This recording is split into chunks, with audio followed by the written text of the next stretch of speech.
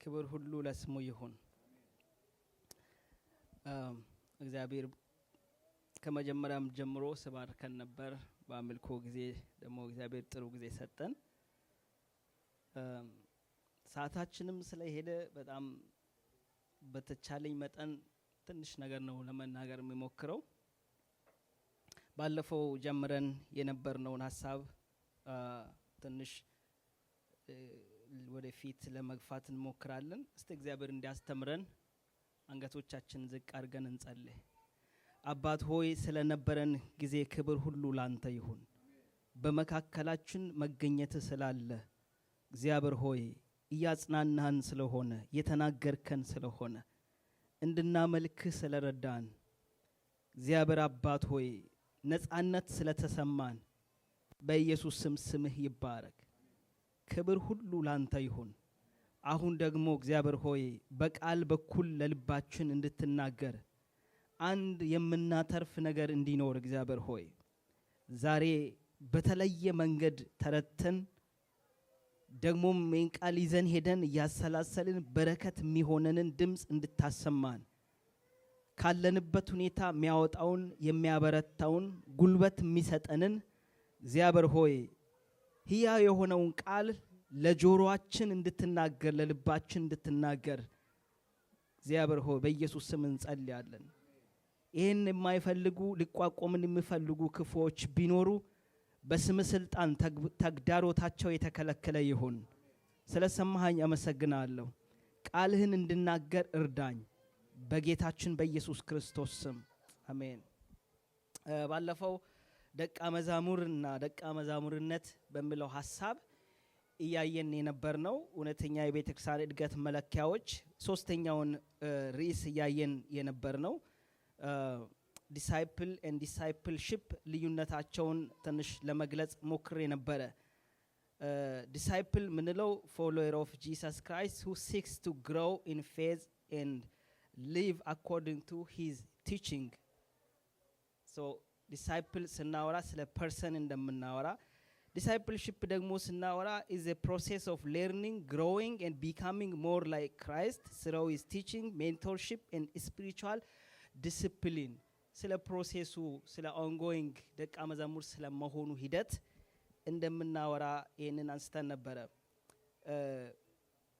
ደቀ መዛሙር መጽሐፍ ቅዱስ ላይ በአዲስ ኪዳን ማቴቴስ የሚል የግሪክ ቃል እንደተጠቀመና ትርጉሙም ኢሚቴት ማድረግ አስተማሪውን ማስቴሩን ኮፒ ማድረግ የሱን ፉትፕሪንት መከተል እንደሆነ ይሄንን አንስተናል። ደቀ መዛሙር በአዲስ ኪዳን አውድ ላይ ከኢየሱስ የሚማር ብቻ ሳይሆን እሱን የሚከተልና የኢየሱስ ክርስቶስን መልእክት ደግሞ ለሌሎች የሚያስተላልፍ እንደሆነ አይተናል። ደቀ መዛሙር በውስጡ ሶስት ነገሮችን ይዟል ብለን ይሄን ጀምረን ነበረ። ተማሪ፣ ተከታይና መልእክተኛ ማለት ነው ደቀ መዛሙር ማለት የሚለውን ነገር አንስተን ተማሪ በሚል ስር የተወሰነ ነገር አውርተናል። ተማሪ በተለይ ማቴዎስ 11:29 ላይ የነበረውን የኔን ቀንበር ተሸከሙ ቀንበሬ ቀሊል ነው እኔም በልቤ ትዩት ነኝ ከኔ ተማሩ የሚለውን በምን ኮንቴክስት ክርስቶስ እንደተናገረ አዲስ እርሻ ምን ለማመድ በሬ ምሳሌ ለማየት ሞክረናል። ከዛም ማርያም በኢየሱስ ክርስቶስ እግር ስር ጊዜዋን ሰጥታ ጌታን እንደምትሰማና እውነተኛ ደቀ መዛሙር የጌታን ቃል የሚወድ መውደድ ብቻ አይደለም ደግሞ የሚያሰላስል ማሰላሰል ብቻም ሳይሆን ደግሞ የሚታዘዝ እንደሆነ እነዚህ ሶስቱ ነገሮች በጣም መሰረታዊ ናቸው። የጌታን ቃል መውደድ፣ ማንበብ፣ መስማት፣ ጌታ ቃል ወደሚነገርበት ስፍራ መገኘት፣ የሰሙትን ቃል ደግሞ ማሰላሰል፣ ከዛም ያንን ያሰላሰሉትን በልብ ውስጥ የሰወሩትን የእግዚአብሔርን ቃል መታዘዝ በጣም መሰረታዊ ነገር። በተለይ ይሄ የእግዚአብሔርን ቃል ማሰላሰልን እንደው ልምዳችሁ እንድታደርጉት ኢንካሬጅ አረጋችኋለሁ። ሰምታችሁ የወጣችሁትን ጠዋት ከቤታችሁ ከመውጣታችሁ በፊት ዲቮሽን ታይማችሁ ላይ አንብባችሁ የወጣችሁትን የእግዚአብሔርን ቃል ቀኑን ሙሉ ማሰላሰል በአእምሯችሁ። አእምሯችን ለብዙ ነገር የተጋለጠ ነው። ሰይጣን ብዙ ነገር ነው ወደ አእምሯችን የሚያስተናግደው። ነገር ግን የእግዚአብሔርን ቃል የሚያሰላስሉ ሰዎች ብዙ ጊዜ ከሰይጣን ጥቃት የተጠበቁ ናቸው። አእምሯቸውን ሴቭ ያደርጋሉ። ይሄ ብቻ አይደለም። እኔ ጠዋት ካለኝ ልምድ አንዱ ጠዋት ያነበብኩትን ቃል ስራ ቦታም የትም ቢሄድ ቀን ሙሉ አሰላስላለሁ። በሚያሰላስልበት ጊዜ ፊልም ማረገው ነገር አንዱ የሆነ ሰው እያወራኝ እንደሆነ ነው ፊልም ማረገው። ማለት ብዙ ጊዜ ያልገባኝ ነገር ሁሉ የሚገባኝ የሚበራልኝ ትርጉም ይመጣልኝ ያ የሚያወራልኝ ፐርሰን ሆሊ ስፒሪት ሁላችንም ውስጥ ያለው ለቃሉ ትርጉም ይሰጣቸዋል። ምን ማለት ነው ይሄ ማለት እንዴት ነው በህይወቴ አፕላይ ማድረግ የሚችለው የዚህ ቃል በረከት ምንድነው ብለን ስናሰላስል የተለየ መንገድ እግዚአብሔር ቃሉን ያበራልን ካየነው ውጪ ያበራልን ከተረዳነው ውጪ የተረዳን የሚመራን የሚተረጉምልን መንፈስ ቅዱስ በውስጣችን አለ። ስለዚህ በጣም ብዙ በረከቶች አሉ። የእግዚአብሔርን ቃል አእምሮአችንን እሱ ውስጥ ሆኖ ያሰላሰሉ ነው ቆየት እንዳልኳችሁ ሰይጣን ከሚልከው ከፍለጻዎች የመጀመሪያ ታላቁ የሰይጣን ፍለጻ አታክ የሚያደርገን መንገድ ምንድነው ካላችሁ የሽንገላ ፍለጻ ነው ወደ አእምሮአችን የሚልከው። አእምሮአችን ከዚህ የተጠበቀ ይሆናል የእግዚአብሔርን ቃል በማሰላሰል ቢዚ ስናደርገው። ስለዚህ የእግዚአብሔርን ቃል መውደድ የእግዚአብሔርን ቃል ማሰላሰል የእግዚአብሔርን ቃል መታዘዝ እውነተኛ የደቀ መዛሙር መለያው እንደሆነ ለማየት ሞክረናል። ዛሬ የምናየው ሁለተኛው ነው ተከታይ ደቀ መዛሙር ተከታይ ነው። ደቀ መዛሙር ማለት ኢየሱስን በፍጹም መሰጠት የሚከተል ማለት ነው። ቅድም መማር ብለናል። መማር እንደምታውቁ ሰው ትምህርት ቤት ሄዶ ሲማር የሚያደርገው ነገር ውስጣዊ ለውጥ የሚያመጣ ነገር ነው። ይሄ የታድሶ መሰረት በአእምሮ መታደስ ተለውጡ የሚለውን ሮሜ 12 ላይ ያለውን ቃል የምንተገብረው ስናውቅ ነው። አንድ እንድናውቅ ምሳሌ እንድንሆንለት የምንፈልገው የሆነ አካል አለ በፊታችን የተሳለ ያ የኖረበትን ህይወት የሱን ባህሪ የሚወደውን ነገር የሚጣላውን ነገር በመማር ማወቅ ነው መማር። መከተል ግን just obedience ነው። መከተል መታዘዝ ማለት ነው። ክርስቶስ ደቀ መዛሙርትን ሲጠራቸው ኑ ከኋላ የተከተሉኝ ስል እሽታ ነው መልሳቸው። መከተል ሲፈልጉ ልክ መከተል always ከመታዘዝ ጋር የተያዘ ነው። የተማርነውን በአእምሮአችን ውስጥ ያወቅነውን የተቀየርንበትን የታደስንበትን ትራንስፎርም የሆንንበትን ህይወት መታዘዝ ማለት ነው መከተል። ስለዚህ በንቃትና በመሰጠት የሱን ባህሪ ካራክተሩን ህይወቱን በአትክሮት ኢንቴንሽናል ኢፎርት ሰጥተን ማለት ነው መከተል ያንን የምናደርግበት የመታዘዝ መግለጫ ነው መታዘዝ። ማቴዎስ ወንጌል ምዕራፍ 16 22ኛ ቁጥር ላይ ስትሄዱ ኢየሱስ ክርስቶስ ደቀ መዛሙርቱን እንደዚህ ያለ ደቀ መዛሙሬ ሊሆን የሚወድ ራሱን ይካድ መስቀሉንም ተሸክሞ ይከተለኝ ይልና ነፍሱን የሚያድናት ያጠፋታል የሚያጠፋትም ያድናታል ይላል። እዚህ ክፍል ውስጥ ሶስት በጣም መሰረታዊ ነገር እናያለን። ክሮስ ዲናይ ሳክሪፋይስ መስቀሉን ተሸክሞ ይከተለኝ የሚል ነው አንዱ። ሁለተኛ ራሱን ይካድ፣ ሶስተኛ ለመስዋዕትነት ይዘጋጅ የሚል ነው። መስቀል በዛሬ ትርጉም ምናልባት ብዙ ሴንስ ላይ ሰጠን ይችላል ለኛ because እኛ ብዙ ጊዜ መስቀልን የምናውቀው ምናልባት የጌጥ ነው። ብዙዎቻችን አንገታችን ላይ እንጠለጠልነው ጆሮአችን ላይ የምናንጠለጥለው ነገር ነው መስቀል። ከዛም ካለፈ ደግሞ ምናልባት አርማ በቤተክርስቲያናት ላይ የሚሰቀል ነው። ክርስቶስ እዚህ የሚናገርበት የመስቀል ኮንቴክስት በተለይ ለሐዋርያቶቹ የሚናገርበት ለነሱ ቶርቸር ነው፣ ፊዚካል አቢዩዝ ነው። ከዛም ካለፈ ሞት ነው። ሊመጣ ላለው ነገር ለስቃይ ፊዚካሊ በህይወታቸው ላይ ለሚደርስ ስቃይ መገረፍ ሊሆን ይችላል፣ መጠላት ሊሆን ይችላል፣ መተፋት ሊሆን ይችላል፣ መታሰር ሊሆን ይችላል። ከዛም አለፍ ካለ ደግሞ መገደል ሊሆን ይችላል። ብዙዎቹ እንዳደረጉት በዘይት ተቀቅለው እንደሞቱ፣ በመጋዝ እንደተሰነጠቁ፣ በአውሬ ተበልቶ እንደሞቱ ሁሉ እስከዛ ድረስ የሚያደርስ ነገር ነው። ስለዚህ ያንን ለመቀበል የተዘጋጀ የመጀመሪያ ይሄን ለመቀበል የተዘጋጀ ነው ከኋላ የሚመጣው ብሎ ይላል። ሁለተኛ ራሱን የካደ ምን ማለት ነው? ራሱን መካድ ብለን ስንል ለራስ እምቢ ማለት ነው። ራስን መካድ ቀጥታ ቃሉ ሲተረጎም ለራስ እምቢ ማለት ነው። በሌላ አባባል በጣም የሰው ልጅ ከተፈጥረው ራስ ወዳድ ነው ብዙዎቻችን። እንደውም መጽሐፍ ቅዱስ ራሱ ሰዎችን እንድንወድ ሲነግረን ከራሳችን በላይ እንድንወድ አይደለም የነገረን፣ የኛን ያህል እንድንወድ ነው የነገረን። እንደ ራስ ነው። ራስ በጣም የሚወደድ ነገር ነው በሰው ዘንድ በጣም ሲምፕል ምሳሌ ልንገራችሁ። መንገድ እየሄዳችሁ አንዳንዴ በሐሳብ ሳት ብላችሁ ታውቃላችሁ? ወሰድ ተደርጋችሁ።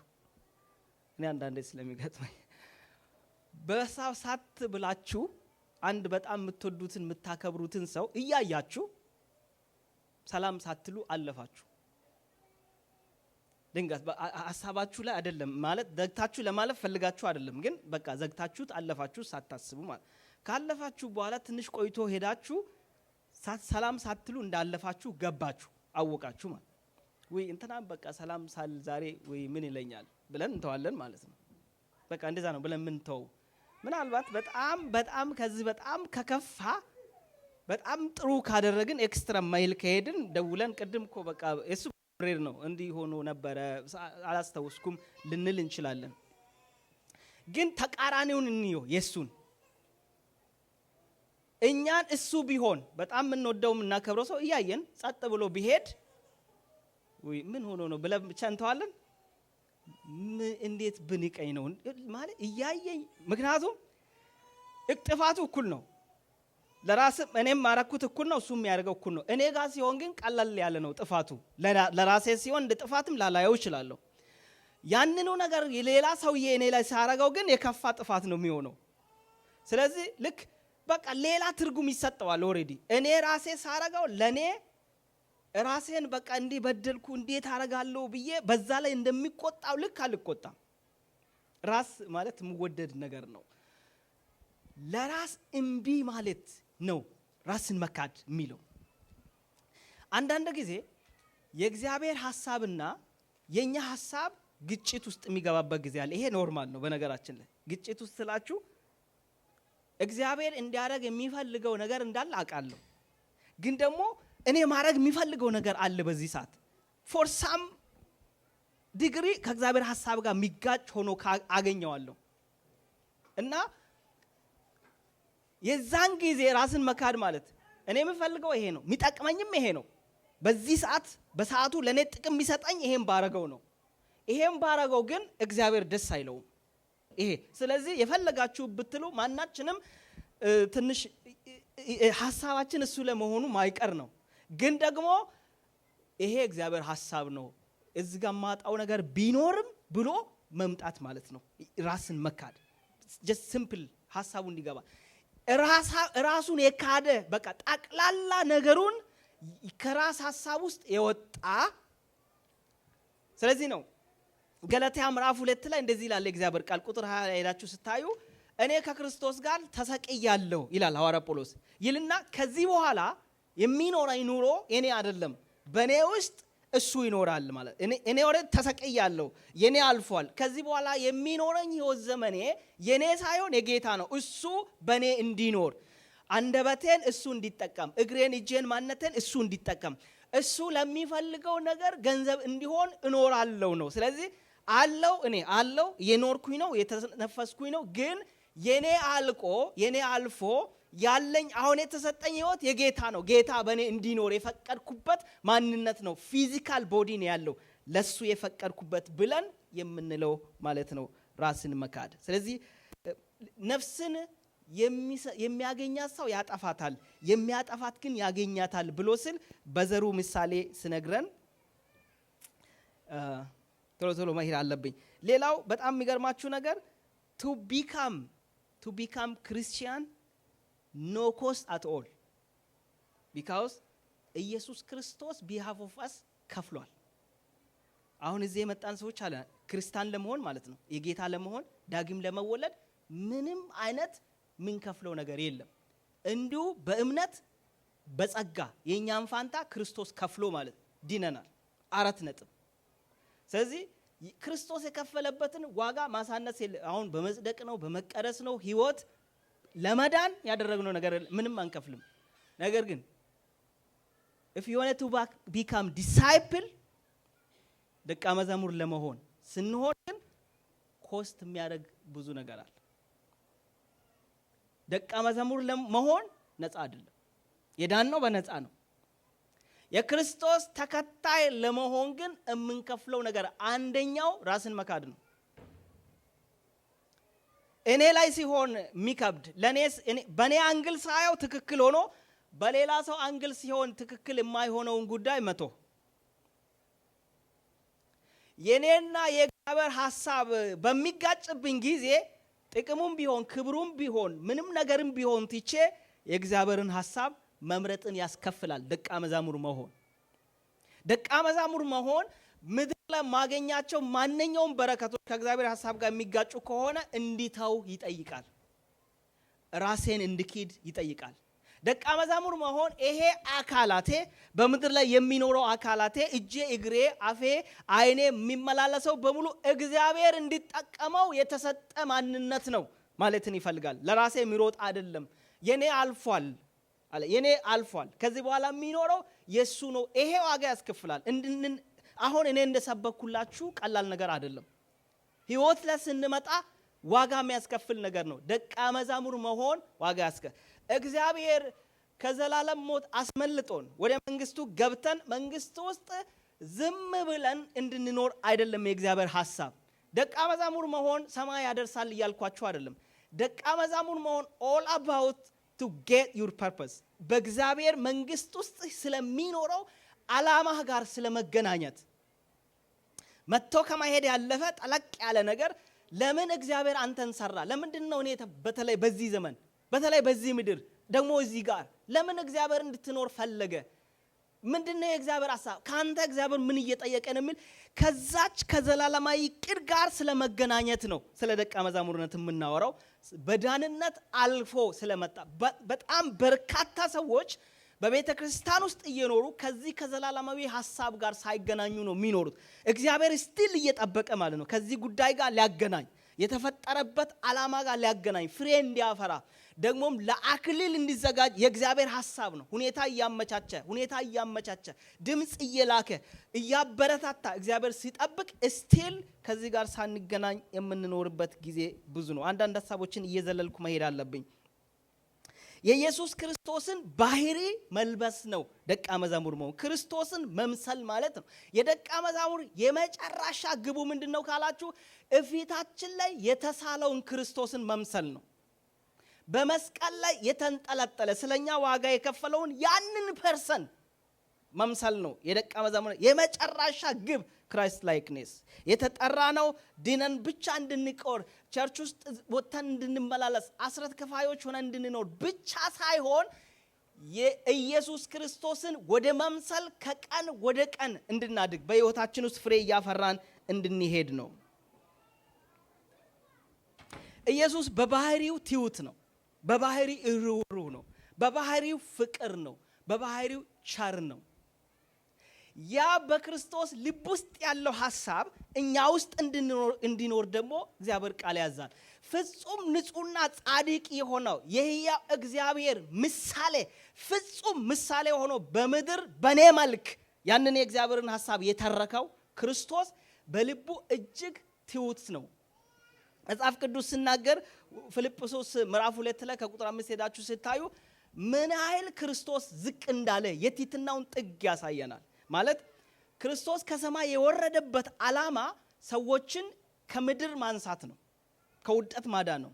ስለዚህ በምድር ላይ የመጨረሻ ዝቅ ያለ ነው የምትሉት ሰው ካለ ኢየሱስ ከዛ ሰውዬ በታችን የወረደው። ባለፈው ጠይቄያችኋለሁ። ከመካከላችን ማንም ሰው በበረት ላይ የተወለደ ሰው የለም።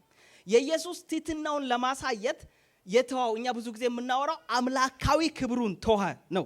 አምላካዊ ክብሩን ብቻ እንዳይመስላችሁ ክርስቶስ በጣም ብዙ ነገር ነው ክርስቶስን የሕያው የእግዚአብሔር ልጅ አድርጎ ሰዎች እንዳይቀበሉ በተለይ ለአይሁዶች ፈተና የሆነው ዋናው ነገር ምንድነው ካላችሁ ክርስቶስ የተዋቸው ነገር ብዛት። ሲምፕል ምሳሌ ልንገራችሁ። ለአይሁዳውያን መልእክቱ ምን እንደሆነ ታውቃላችሁ? በነቢያት የተነገረው በመጨረሻ ይመጣል ተብሎ የሚጠበቅ እስራኤልን ነፃ የሚያወጣ መሲህ ይሄ ነው የሚል ነው። ክርስቶስን ሲያዩት ትንቢት ሰምተዋል። በጣም ትንቢትን ያውቃሉ። ክርስቶስ እንደሚመጣ ያውቃሉ። መሲህ እንደሚመጣ ያውቃሉ። ይጠብቁታል። ከዛ የተጠበቀው መሲህ እኮ ይሄ ነው ሲባል ሲያዩት ነው አሉ። ነው ይሄ ሊሆን አይችልም። ባይ ለምሳሌ ሲምፕል ነገር ልንገራችሁ። በረት በመወለድ ፋንታ ቤተ መንግስት ቢሆን የተወለደው ኢየሱስ ያ ራሱ ቤተ መንግስት ቢሆን የተወለደው።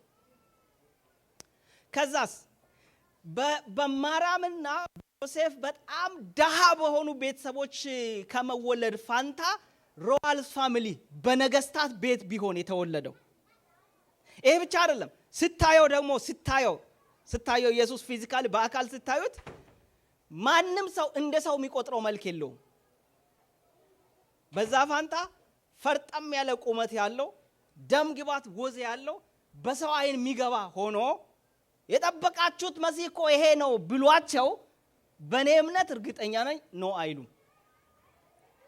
ነው ያሉበት ምክንያት ኢሳይያስ የገለጠበት ይሄንን ኢሳይያስ የገለጠበት ይገርመኛል። ኢየሱስ ክርስቶስ እንደው ዝቅ ስል አንዳንድ የሳይኮሎጂ ኮርስ የወሰዳችሁ ሰዎች ሰው ፊዚካል አፔራንሱ በሰክሰሱ ላይ ማቴር እንዳለ በጥናት የተረጋገጠ ነው። በጣም መልካም ቆንጆ ውበት ሰውነት ያላቸው ሰዎች ተሰምነታቸው ከፍ ያለ ነው። ይሄ በሳይንስ የተረጋገጠ ነው።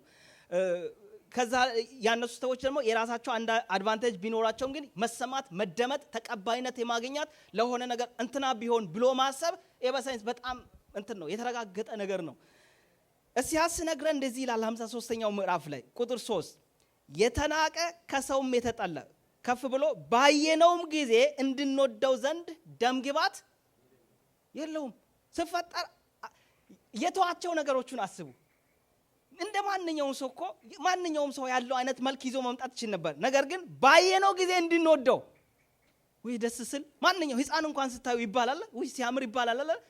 ሰው ባየው ጊዜ እንዲወደው የሚያደርግ ምንም ደም ግባት የለውም። የተናቀ ከሰውም የተጠላ የሕማም ሰው ዳዌንም የሚያውቅ ነው። ሰው ፊቱን እንደሚያዞርበት የተናቀ ነው። እኛም አላከ ስታዩት ላለማየት ፊቱን የምታዞሩበት እንደዛ የተናቀ ነው። እኛም አላከበር ነው። አምላካዊ ክብሩን ብቻ አይደለም የተወው ስመጣ የተዋቸው ነገር ብዛት ቤተ መንግስት የሱ ሆኖ በረት ሲመጣ ሀብታሞች ነገስታት የሱ ሆኖ እነ ማርያም ቤት ሲመጣ ስታየው ራሱ አብሮት ለመቆም ፎቶ ለመነሳት የምትፈልጉት መልክ ያለው አልነበረ። ይሄን ሲነግረን ክርስቶስ በክርስቶስ ልብ ውስጥ ያለው ሐዋርያ ጳውሎስ ያ ሐሳብ በእናንተ ውስጥ ይኖር። ደቀ መዛሙርነት ምንድነው? የክርስቶስን ባህሪ ኢሚቴት ማድረግ ነው፣ ኮፒ ማድረግ ነው። ክርስቶስ ምንድነው? እስከ ጥግ ትሁት ነው። እስከ ጥግ ያልተዋው ነገር የለም። ስለዚህ ፊልጵስዩስ ላይ ባነበብኩላችሁ ሐዋርያው ጳውሎስ ሲነግረን በዛው ልክ ዝቅ ባለ ልክ በተዋረደ ልክ አብ ምን አደረገው? ከፍ አደረገው። ባለፈው ባነበብኩላችሁ በሰማይና በምድር ምን ተሰጠኝ? ክርስቶስ ዳግም ሲመጣ በዛ እንትን አይደለም የሚመጣው። ዓለም ምድሩ የተንበረከከለት በታላቅ ክብር በሰማይ በምድር ያሉ ፍጥረታት ሁሉ የተንቀጠቀ ተራራዎች ከፊቱ እየሸሹለት በታላቅ ክብር የሚመጣ ዝናው በቃላት ልንገልጥ ማንችለው አምላክ እኛ ሰፈር አብረነው መዋል ማንችለው ተራ ወጣት ሆኖ መጣ። ዝቅ ያለ ነው። ከክርስቶስ ሕይወት ያንን ልንኮርጅ ያስፈልጋል። ልንቀደስ። ሌላው ራስን መግዛት። ደቀ መዛሙር ባህሪው ራስን መግዛት። ይሄን የግድ መጨረስ ስላለብኝ የዘለልኩኝ ነው ማለት ቶሎ ብዬ ልጨርስ። ራስን የመግዛት በጣም መሰረታዊ ነገር ምንድነው ካላችሁ በጾምና በጸሎት በእግዚአብሔር ፊት መሆን ነው። ኢየሱስ ክርስቶስ በጾምና በጸሎት የተመሰከረ ሕይወት ነው ያለው። ስታጠኑ በጣም የምታዩት ነገር ስለ ጸሎት ያስተምራል፣ ደግሞ ይጸልያል። በጣም በጸሎት ሲተጋ ነው የምናየው። ትንሽ ነገር ልበል እዚህ። ጸሎት ምንድነው? ጸሎት በቤተ ክርስቲያን ዙሪያ በጣም ከሚነገረው ርዕሰ ጉዳይ አንዱና ዋናው ሊሆን ይችላል። በጣም እያንዳንዱ ሰው የሚያወራለት ርዕስ ነው ብዬ አስባለሁ ጸሎት። ስለዚህ የጸሎት ዲፊኒሽን ልነግራችሁ አይደለም። ምን ያው ጸሎት በጣም የሚወራ ርዕሰ ጉዳይ ነው። አንዲት ነገር ብቻ ማንሳት ፈልጌ ነው። ጸሎት በጣም ከመወራቱ የተነሳም ይመስለኛል ሃይማኖታዊ ስርዓት ወደ ማዝ እየሄደ ያለበት ወቅት ነው። አንዳንድ ሰዎች መጸለይ ምንድነው ካላችሁ በቃል እንኳን ባይሉት ሃይማኖታዊ ስርዓት እንደማድረስ ነው ብዙ ሰው የሚሰማው። አንዳንድ ጊዜ ጸሎት ጮክ ብሎ መናገር ወይም ደግሞ ቀስ ብሎ መናገር፣ ጸሎት መንበርከክ፣ ጸሎት ጥያቄ መጠየቅ፣ እነዚህ ትርጉሞች ሊሰጡ ይችላሉ። የጸሎት ትክክለኛው ሚኒንግ ይሄ አይደለም። ጸሎት መጮህ ነው፣ ቀስ ብሎ መናገር። አሁን አንዳንድ ሰው በጣም በመጮህ የሚጸልይ ሰው ስታገኙ በድምጽ ወደ ሌላ ደርስ ነው እንጂ ብሎ የሚፎግር ደግሞ ሌላ ይኖራል። ጸጥ የሚል ደግሞ ይሄ ምንድነው የታሰረ የሚል ደግሞ ሌላ ይኖራል። የተለያየ ትርጉም። ጸሎት ምንድነው? ኦሪጂናሊ በአዲስ ኪዳን ላይ ይሄ ጸሎት የሚለው ቃል 127 ጊዜ ተጠቅሷል። የፕሮሲቺው የሚል የግሪክ ቃል ነው የተጠቀመው። ጸሎት በሚለው በ127 ጊዜ በአዲስ ኪዳን ላይ የተጠቀመበት አቻ የግሪክ ቃል። ይሄ የግሪክ ቃል ትርጉሙ የክሎዝነስ ኢንቲሜሲ ሪሌሽንሺፕ ፌስ ቱ ፌስ ሚል ትርጉም ነው ያለው በእንግሊዘኛው። መጠጋጋት፣ አብሮ መሆን፣ መጣበቅ ወይም ደግሞ ፊት ለፊት ኢንተርቪው ለምሳሌ ሰዎች ሲደራረጉ የሚኖረው ኮንታክት ነው ያለ። የጸሎት መጠጋጋት የሚለውን ለመግለጽ የተጠቀመው የግሪክ ቃል ለምሳሌ ዮሐንስ ወንጌል ምዕራፍ 1 ቁጥር 1 ላይ ያለው በመጀመሪያ ቃል ነበረ፣ ቃልም በእግዚአብሔር ዘንድ ነበረ ለምትለው ቃል ይሄን የግሪክ ቃል ነው የሚጠቀመው። በእግዚአብሔር ጋር የሚለውን ነገር ለመግለጽ ማለት ነው። ስለዚህ ጸሎት ኦሪጂናል ሚኒንጉ እግዚአብሔር ጋር የሚል ትርጉም ያለው፣ እግዚአብሔር ጋር፣ ከሱ ጋር መጠጋጋት፣ መቅረብ፣ ወደፊቱ መጣጋት የሚል ትርጉምን ይሰጣል። ፊት ለፊት መሆንን ይሰጣል። ስለዚህ በአጭሩ በዋናነት ጸሎት የሚነግረን አሁን ቦታ ነው። ቦታ የት? እሱ ጋር እግዚአብሔር የሚገኝበት ቦታ፣ እግዚአብሔርን ፊት ለፊት ወደሚገኝ ስለ ቦታ ምን ማለት እንደሆነ በደንብ ልንገራችሁ።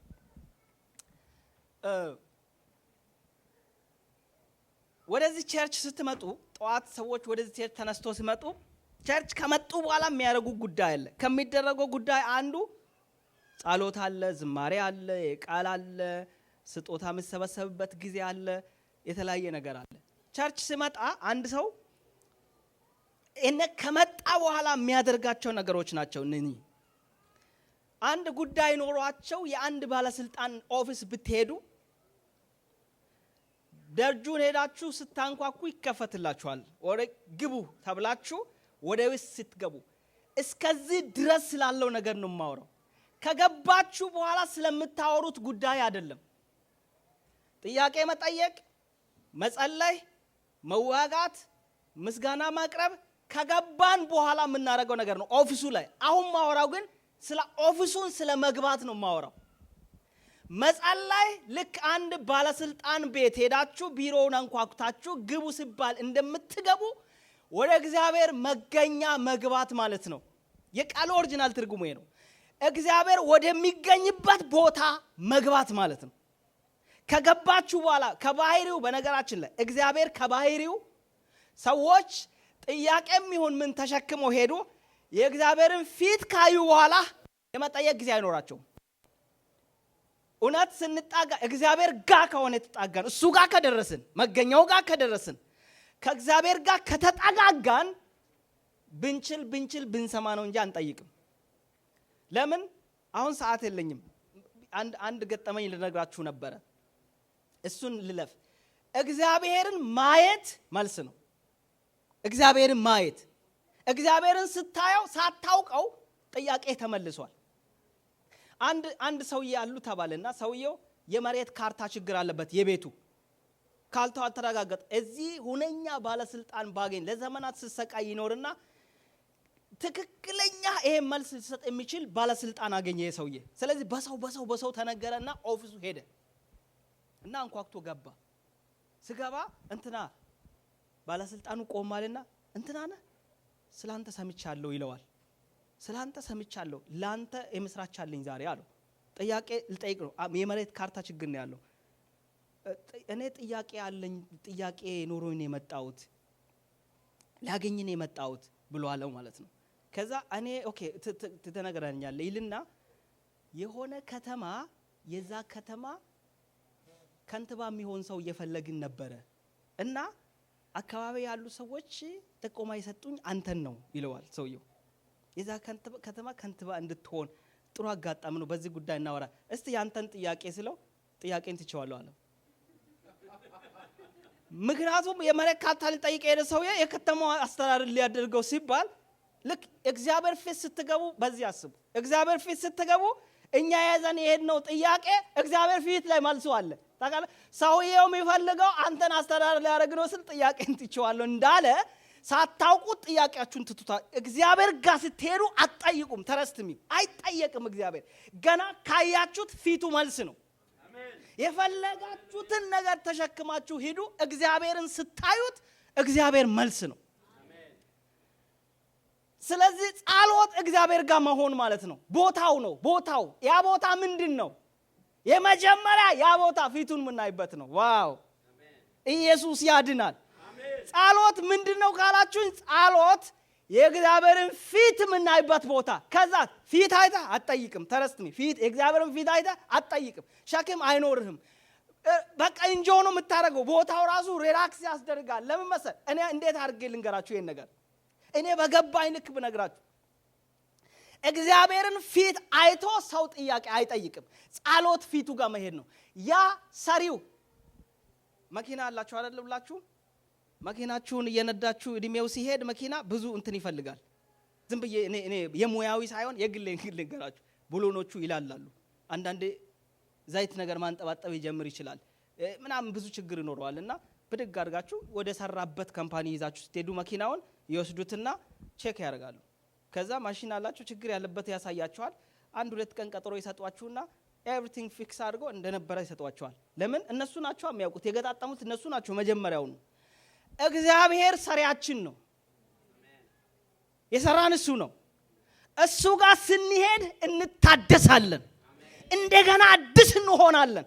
ፊቱ ስንቆይ በርቀት ምክንያት ከእግዚአብሔር በርቀት ምክንያት ባለመገናኘት ምክንያት የዛጋ ነገራችን ቢኖር፣ የደከመ ነገራችን ቢኖር፣ የላላ ነገራችን ቢኖር ፊቱ በመሆናችን የምንጥለውን ጥለን የምናነሳውን አንስተን ታድሰን እንወጣለን። ጸሎት መታደሻ ቦታ ነው። እስቲ ጩሁና ጸሎት መታደሻ ነው በሉ። ጸሎት መታደሻ ነው። ጸሎትን ከጥያቄ ጋር አታገናኙት። ስለመጠየቅ አይደለም፣ ፊቱን ለማየት የምንፈነፍቅበት ጸሎት እግዚአብሔር ጋር መድረስ ማለት ነው። ወደ ሩሙ መግባት ማለት ነው። ኦፊሱን አንኳክቶ መግባት ማለት ነው ጸሎት።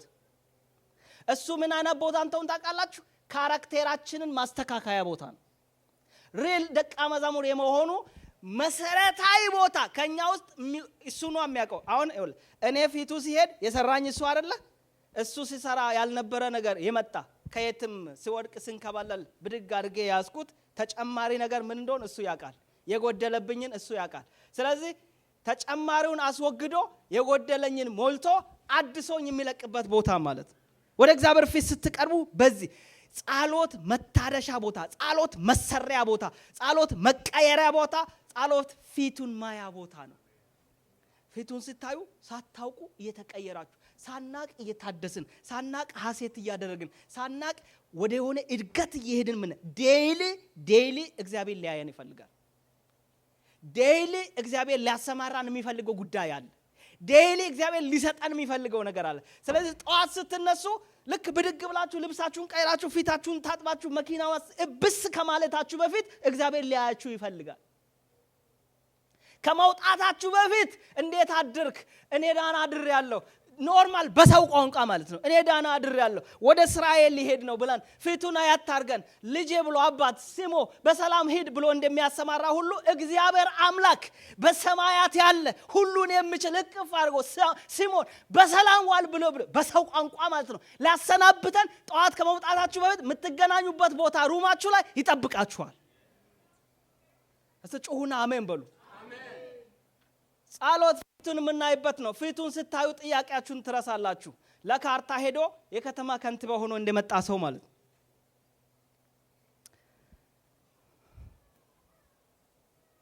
ስብጨርስ ጥሩ ነው። እንጸልያለን። በእውነት እየጸለይን የምንታደስበት ዘመን ይሁንልን። ፊቱን እየፈለግን የምንታደስበት እግዚአብሔር ኃይል የሚሆነን ጊዜ እግዚአብሔር ያርግልን።